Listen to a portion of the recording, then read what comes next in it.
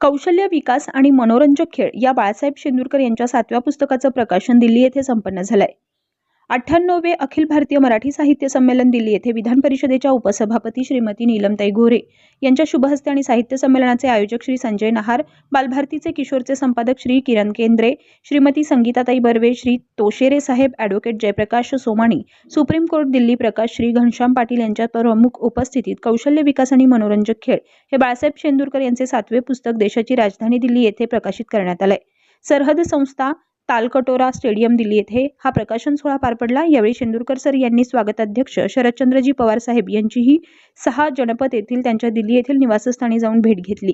त्यांनी महाराष्ट्रातून आलेल्या लेखक आणि सर्व साहित्यिकांना सविस्तर मार्गदर्शन केले. Tejvarta news network Delhi.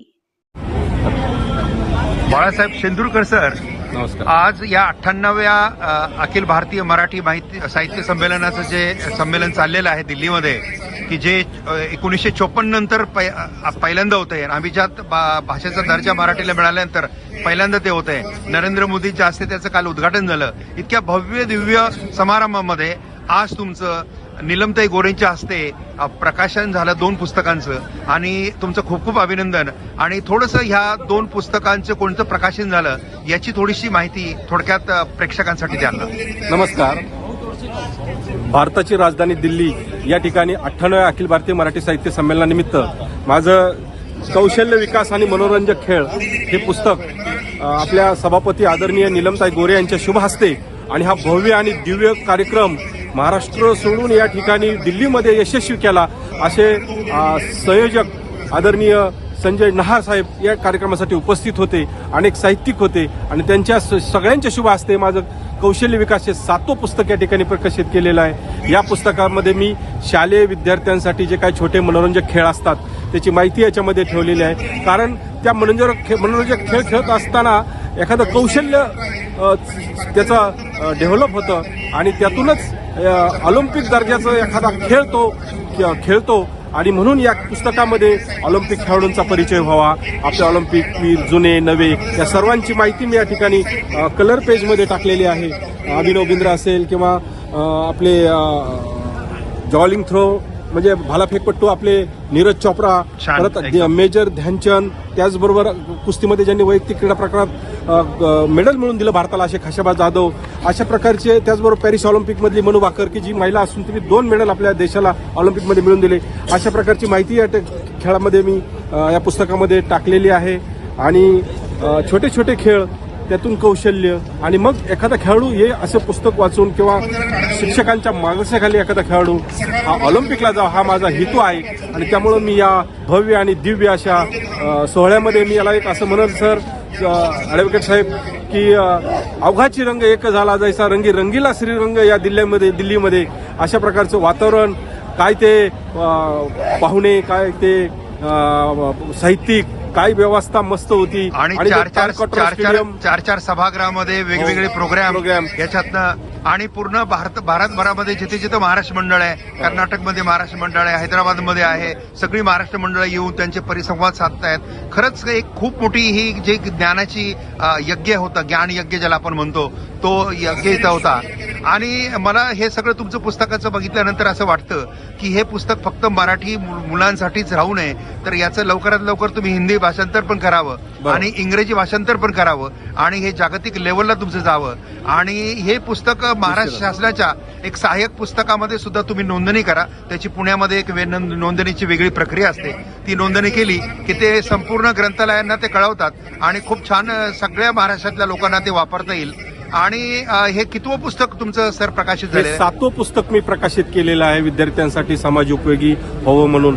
आणि नक्कीच सर तुम्ही फार महत्वाचं बोललं या ठिकाणी की या पुस्तकाचा जे काय उपयोग आहे हा देश पातळीवर, आणि तुम्ही तर आदर्श आहात. कारण तुम्ही या दिल्ली या ठिकाणी 30 वर्ष झालं एक सुप्रीम कोर्टामध्ये तुम्ही तुमचं कर्तव्य बजावत आहात. मला अभिमान वाटला की माझे बरेच मित्र या दिल्लीमध्ये भेटले आणि मला प्रोत्साहन दिलं. अनेक लोक या कार्यक्रमासाठी उपस्थित होते. निश्चितच सर आपण जी मला सूचना केली त्याचं निश्चितच मी भविष्यामध्ये पालन करील आणि याचं जास्तीत जास्त नेटवर किंवा तुम्ही जे सांगितलं बरंच सरकारी दरबारी या पद्धतीने मी काम करीत राहील. अशा प्रकारच्या या ठिकाणी मी तुम्हाला ग्वाही देतो. आणि माझ्या पुस्तकाला सर्वजण उपस्थित होते, साहित्यिक होते. या स्पर्धा ज्यांनी हे भव्य दिव्य असं साहित्य संमेलन या ठिकाणी आयोजित केलं ते सर्व या ठिकाणी उपस्थित होते, संयोजक होते. खूप मला बरं वाटलं आणि मी आता ही आनंदाची शिदोरी सर घेऊन विमान प्रवास करत आता मी माझ्या गावी जाणार आहे आणि विद्यार्थ्यांना हे पुस्तक देणार आहे. आणि मला खास म्हणायचं आहे की तुमच्या शाळेच्या मुख्याध्यापकांचे, संस्थाचालकांचे सगळ्यांचं मी अभिनंदन करतो, शिक्षकांचं अभिनंदन करतो ज्यांनी तुम्हाला प्रेरणा दिली आहे. सर बालभारती जे महाराष्ट्रामध्ये सर्वत्र शाळेंवर जातं ते आदरणीय किरण केंद्रे साहेब या ठिकाणी उपस्थित होते, बालभारतीचे संपादक.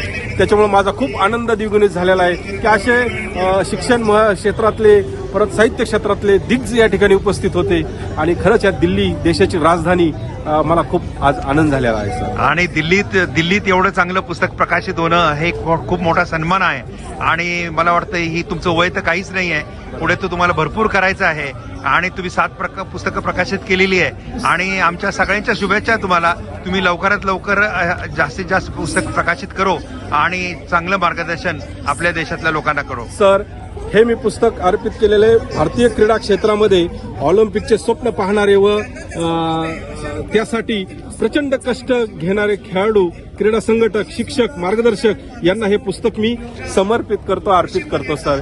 की ज्यांचा ध्यास असतो की माझा खेळाडू ऑलिम्पिकला गेला पाहिजे, मार्गदर्शकांचा, शिक्षकांचा आणि देशाचं नाव उज्ज्वल होतं, अशा प्रकारचं हे पुस्तक मी त्या मार्गदर्शकांना अर्पित करीत आहे सर. धन्यवाद. प्रेक्षकांसाठी थोडंसं मी आता थोडंसं हे आपलं महाराष्ट्र अखिल भारतीय मराठी साहित्य संमेलनाचं थोडंसं जरा सीन दाखवतोय.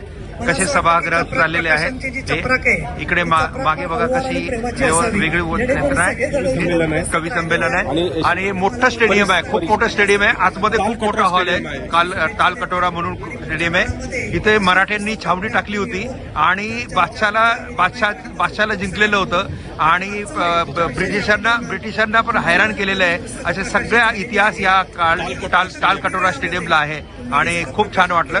आणि सर तुमच्या देशाचे पंतप्रधान एक इतकं म्हणजे आपल्याला गर्वाच्या अभिमानाची बाब आहे की ते आपल्या मराठी साहित्य संमेलनाला 98व्या देशाचे पंतप्रधान उपस्थित राहून सर्व साहित्यिकांना प्रोत्साहन दिलं, आमच्यासारख्या नवीन लोकांना ऊर्जा मिळाली सर. त्याचबरोबर स्वागताध्यक्ष शरदचंद्रजी पवार साहेब होते, आपल्या महाराष्ट्र राज्याचे मुख्यमंत्री आदरणीय देवेंद्र फडणवीस साहेब होते, त्याचबरोबर संमेलनाच्या अध्यक्षा डॉक्टर तारा भावळकर या ठिकाणी उपस्थित होत्या आणि सरहद संस्थेच्या मी सर्व टीमचं अभिनंदन करतो, आभार व्यक्त करतो. संजय नायर साहेबांच्या टीम, शैलेश वाडेकर ही सर्व काय कष्ट केलं त्यांनी. आणि दिल्लीत ग्रामीण आणि शहरी भागातील बेरोजगार युवक युवतींना नोकरीची सुवर्ण संधी. ब्लँकेट कंपनीमध्ये अर्जंट मुले आणि मुली भरती सुरू आहे. पोस्ट पिकर पॅकर, शिक्षण 10वी 12वी, पगार 16,000 ते 18,000 पर्यंत. शिफ्ट रोटेशनल शिफ्ट, सकाळी 6 ते दुपारी 3, दुपारी 3 ते रात्री 12, रात्री 10 ते सकाळी 7. Location Pimple Saudagar, Hinjewadi phase 1, Vimannagar, Bund garden, Pimple Gurav, Ravet, Nigdi, Nanded city, life republic, Punawale, Chinchwad, Handewadi road, Baner, Balewadi, Thitenagar. आणि महिलांसाठी फक्त वडगाव शेरी, विमाननगर, भूमकर चौक, वाकड, कस्तुरी चौक. संपर्क 860 588 7100.